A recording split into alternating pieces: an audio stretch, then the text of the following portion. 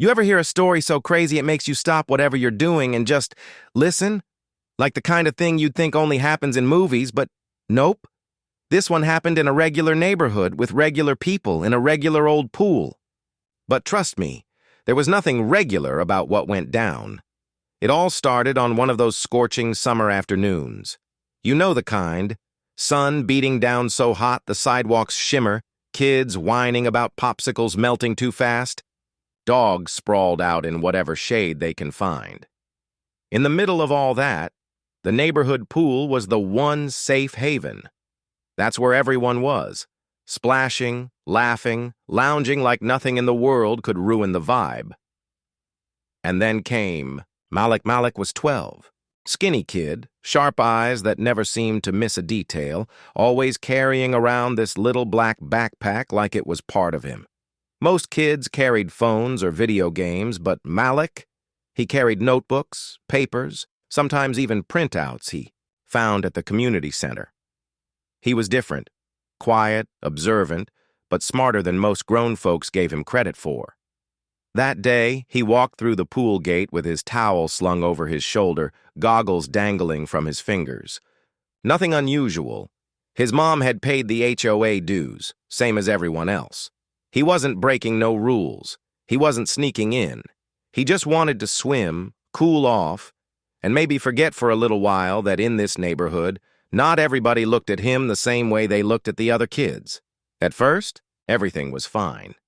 He dropped his towel on a chair, slipped into the cool water, and floated there with the sun on his face. Other kids splashed around him. A couple white moms chatted at the edge of the pool. For a brief moment, Malik felt like just another kid. But peace never lasted long when Peterson was around. Now let me paint this man for you. Mr. Peterson was the self-declared king of the HOA, 60-something. With a bald spot, he tried to hide under a baseball cap, and a belly so round it made his tucked-in polo shirt look like it was holding on for dear life. He loved his clipboard more than most people love their families. And nothing, not a misplaced trash can, not a patch of tall grass, escaped his watchful eye. But what really made Peterson dangerous wasn't just his rules. It was the way he used them. He twisted them, stretched them, made them fit whatever personal grudge he had that week. And on that hot afternoon, when he spotted Malik swimming, Peterson decided the rules weren't about dues or passes. Nah. In his mind, the rule was simple. Malik didn't belong. So here he came, marching with two other board members like some HOA police squad. Clipboards in hand, sunglasses perched on their noses, moving in formation. They stopped at the edge of the pool, and Peterson's voice cut through the air louder than the splashing, louder than the music, louder than everything. "Hey, you! Get out of the water! You don't belong here!" It was like somebody hit pause on the whole scene. Kids stopped mid-splash, their arms frozen in the air. Parents turned their heads. Even the guy flipping burgers at the grill froze, spatula in hand. All eyes snapped to Malik, who was halfway up the pool ladder, blinking in confusion. "I said out," Peterson barked, his face turning red. "This pool is for members only. You don't sneak in here. Not on my watch." The words stung. Not just because they were loud, but because they echoed a feeling Malik knew too well. He did belong. His family had the paperwork, the receipts. But in Peterson's eyes, none of that mattered. To him, Malik wasn't just a kid swimming. He was a problem that needed removing. And the worst part? Some neighbors didn't even question it. A few nodded along, whispering to each other. Others looked away, like pretending not to see was easier than stepping in. That's the thing about silence. It can feel just as loud as words. But Malik wasn't like most kids. Most kids would have climbed out, grabbed their towel, and walked home with tears in their eyes. But Malik stayed calm. He gripped the pool ladder, water dripping from his arms, and stared Peterson down with eyes way too steady for a 12-year-old. Then, without a word, he climbed out, walked to his backpack, unzipped it, and pulled out a black binder. He flipped it open, held it up, and said clear enough for everyone to hear, "My family belongs here. You got no right to kick me out." And inside, that binder, every HOA receipt his mom had saved, neatly stacked, paid in full. The silence that followed was heavy. Some neighbors glanced at each other. A few kids whispered. Peterson snatched the binder, flipped through it like he actually knew what he was looking at, then scoffed. "These could be fake. You think you can fool us? Not on my watch." That's when Malik did something nobody expected. He smirked. "Sure you want to play this game, Mr. Peterson?" he said, cool as ice. "'Cause I know something about you." Now everybody leaned in. You could practically feel the tension buzzing in the air. What could a 12-year-old possibly know? But Malik wasn't bluffing. He'd been watching Peterson for months, collecting little pieces, noticing things most people ignored. And he'd found something big, something that could shatter Peterson's whole little empire. See, while Peterson was busy bullying neighbors, Malik had been busy too. Hanging out at the community center, he discovered the HOA's online records weren't as locked up as Peterson thought. And buried in those files, fake invoices, missing money, thousands of dollars gone, all under Peterson's watch. So when Malik said, "I know you've been stealing from the HOA fund," it was like a bomb went off in that pool area. Peterson's face went pale. For a second, he looked like he might collapse.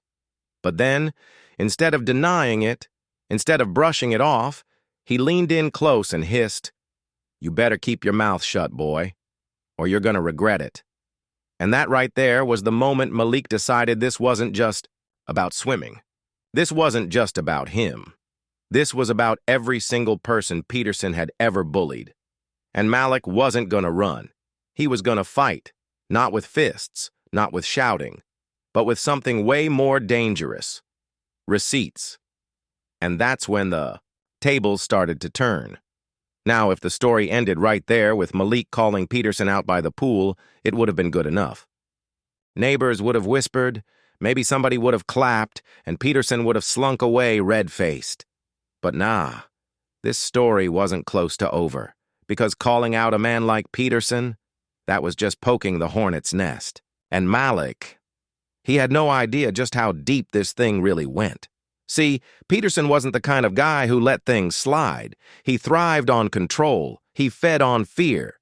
You cross him, you get the clipboard treatment. Fines in your mailbox, warning. Letters, sudden rule changes that always seem to apply only to you. And after Malik's little stunt at the pool, Peterson was out for blood. The very next morning, Malik's mom found a notice taped to their front door. Big, bold letters. Non-compliance, pool access suspended. Claimed their dues hadn't been paid. Claimed their paperwork was missing. Total lie. His mom was furious. But Malik? He just sat at the kitchen table, sipping his orange juice like nothing. He leaned back and said, "Don't worry, Mom. He's panicking. That means we got him, and that's when you realize..." Malik wasn't scared. He was calculating. He knew Peterson's moves, like he'd been studying him this whole time. And, honestly, he had. Because Malik wasn't just some kid who stumbled onto this mess.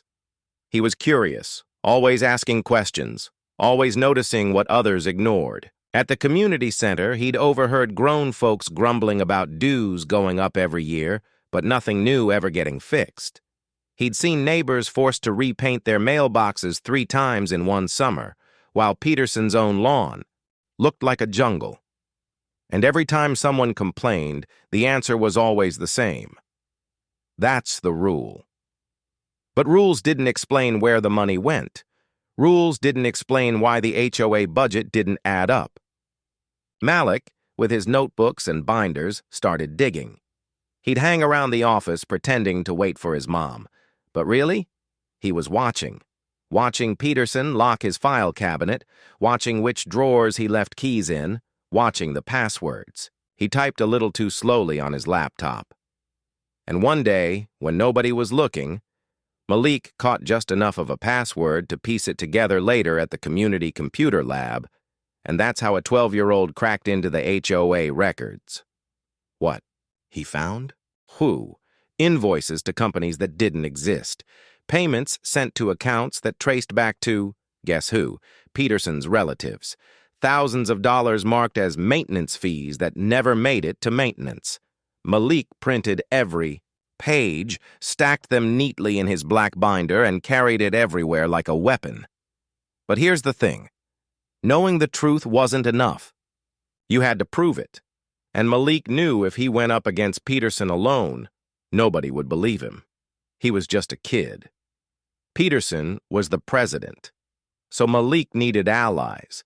That's where the whispers started.